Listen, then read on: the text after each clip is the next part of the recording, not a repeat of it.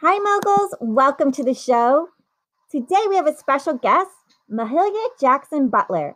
She's the president and CEO of Axiom Talent Management, Media Elite Health and Wellness, and co-owner of a few other small businesses.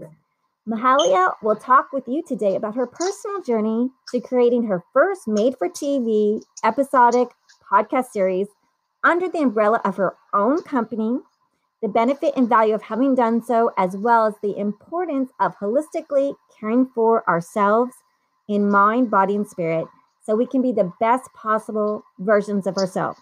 She has been a guest on several other podcasts, sharing her beautiful story of creating her first made for TV episodic podcast. So we're happy to have her on our show today.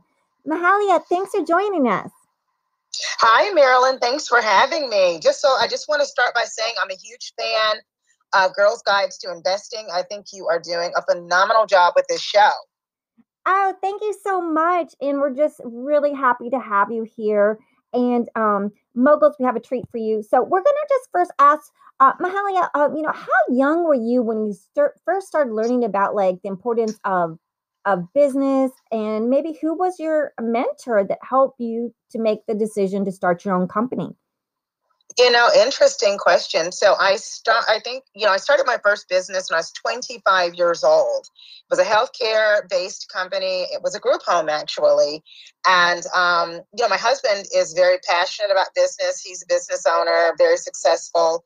And we both do a lot of reading and researching. And I think honestly, we have always had an entrepreneurial mindset. And so when it was time for me to start my own company, it was a no-brainer. We have always been people who have believed in creating our own path forward. So for the past 20 years or so, we've done just that. That is amazing. And so your partner inspired you as well. Did you have any other mentors that you looked up to?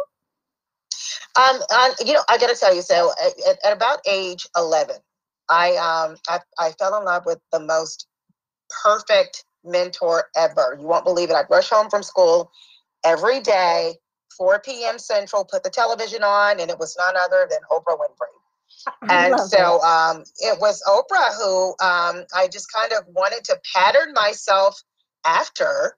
And it's so funny saying that, but it's absolutely true. And certainly, I certainly don't consider myself on that level, but she's a beautiful standard for me to measure myself against, so that I keep striving to do more and to be better and certainly more successful. So I'm going to say one of the persons that to answer your question, that one of the persons that I did watch most to get inspiration and guidance from, even as a young child, was Oprah Winfrey. That's beautiful. That's beautiful. And can you tell our audience about your first company?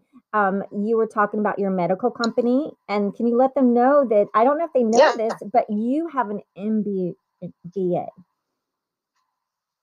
Yeah, so I do believe in education first. I will say that. So I'm dually master's prepared. I have a master's of science in nursing. That was my my initial career. And I also have an MBA in healthcare management, and I am finishing a doctorate degree in naturopathic medicine. So I'm very passionate about healthcare. I became a registered nurse when I was 22 or 23 years old. Now I'm well beyond those years.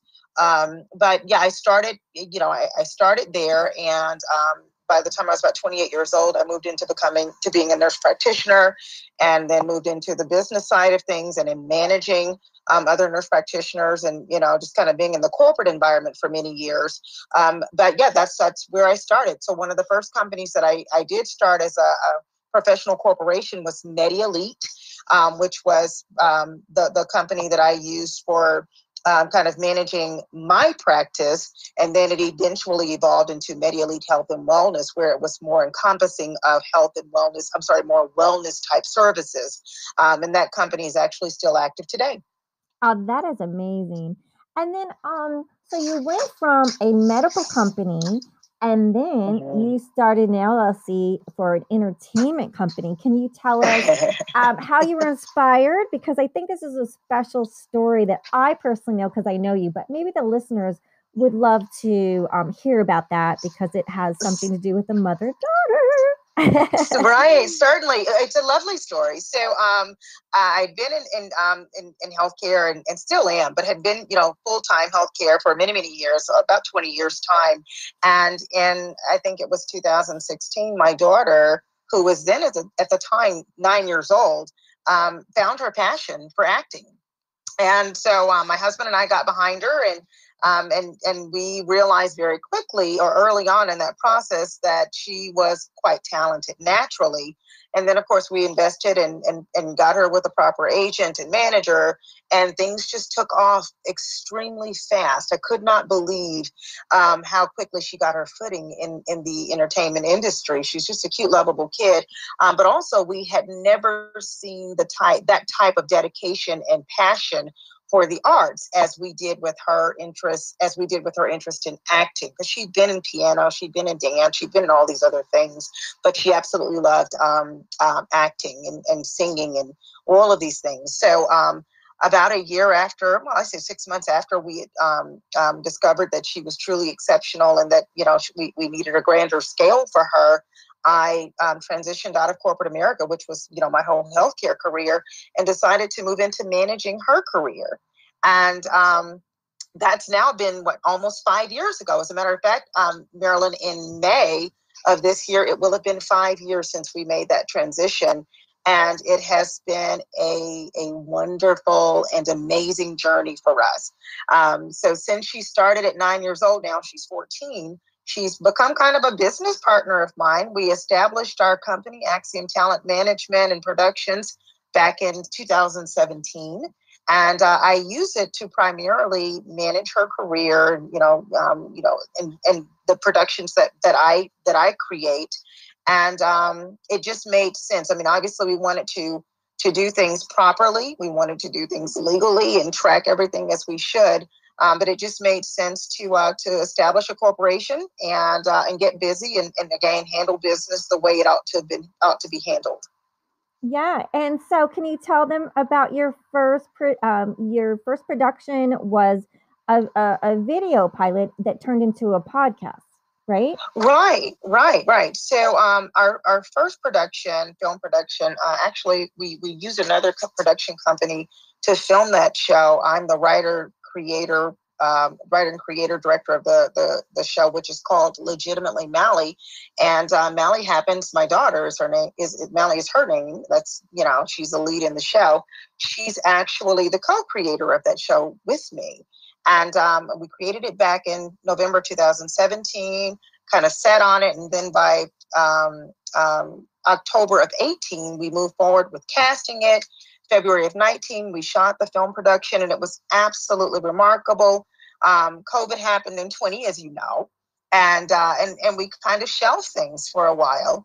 And then the most amazing thing happened, and I know you know what I'm going to say. So, audience, the lovely Marilyn reached out to me and said, "Hey, I think this is a lovely production. Why don't we consider moving it forward as a podcast?" And I am so proud to say that as of Thursday last week, we just wrapped on season 1. And season 1 for us was an 11 full episode season. And it was an amazing and fantastic ride for our entire cast and crew, the entire production.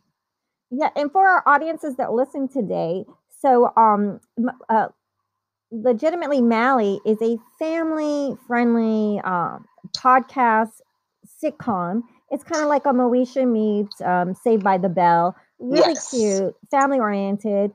And so I really urge everyone to check it out on podcasts on Apple, Google, or Spotify, Legitimately Mallie. And this is a mother-daughter team that created this. So they invested in themselves.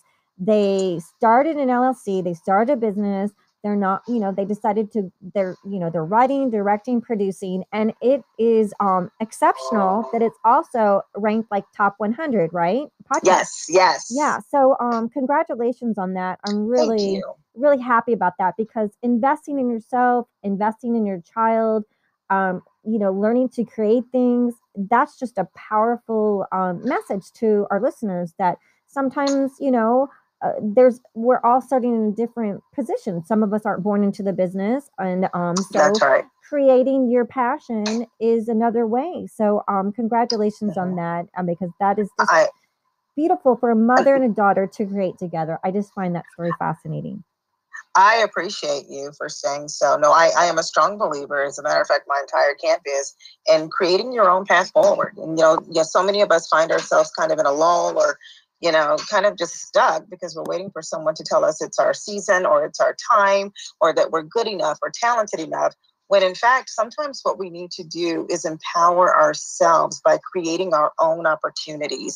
And the only thing needed is for you to give yourself permission to do it. That's it. You don't need to wait for someone else to tell you. Just seize the moment, seize the day, and get busy doing something for yourself, something lovely for yourself. And that's exactly what we did. Yeah, and then you also get during the pandemic. That's a great way during the pandemic. It was shot remotely and safely. Yes. And then also, Yes. Can you tell us what else happened a little bit that your daughter booked something? Are you allowed to tell us yet? It's not public information yet. So I will say this. The pandemic has just, it just rocked just about everybody's world. I think it's just been such a horrible, horrible experience. However, I think we seized the opportunity to see the silver lining and to see, or to at least make the best of what was perceived as a very awful situation. So during the pandemic, we just didn't we didn't miss a beat. We worked the entire time. We were busy creating. She is an amazing manager and agent team out there in LA. And so she, during this pandemic, booked quite a few shows, but she booked one that was a dream come true for her. It was the one show since the time she was 9 years old that she had been working to book. And it actually happened during the pandemic last month. And so it will be airing in a few weeks. And so we can't wait to share it. And hopefully I'll have an opportunity to come back and do a round two with you, Marilyn, and we can talk a little more, maybe even bring her on to let her share her experience in this business. Yeah, and we'll invite you to. I don't know if our moguls know this, but we have Film Addicts podcast where we actually talk to filmmakers, actors, writers, directors. So that's our new sister spinoff podcast is Film Addicts, and so we'll definitely invite you on there. And I would just that'd be great. Yeah, it would just. Is there any things that you have you done any investing that you'd like to share with our listeners? Because you're so smart and talented and very educated. And it's nice to see other women who are investing, whether it's their business, themselves, their children, in their education. It's so beautiful. So. Yes, absolutely. Well, I think that I check all the boxes. So obviously investing in my education, I think I mentioned, as a matter of fact, I know I did that I do believe in education. I am an educated woman, and that's kind of how our household runs.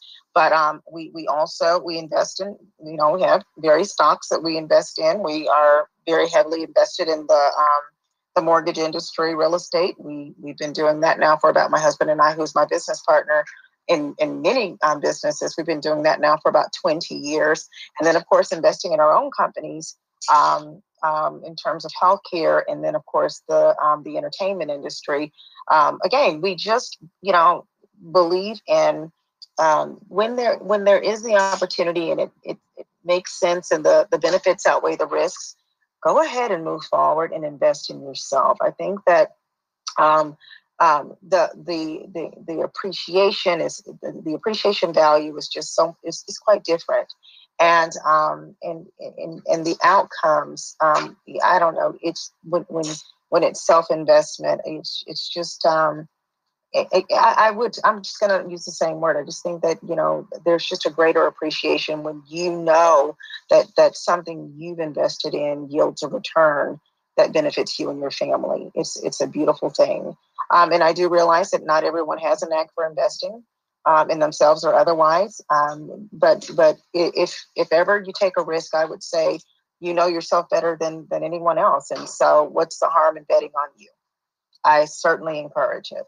Great. And is there any holistic tips that you can share with us, as a nurse practitioner or holistic? Because right now, like, I mean, some people don't know about it, some people do, but that would be, if you have anything to share, we'd love to hear some of your favorite tips.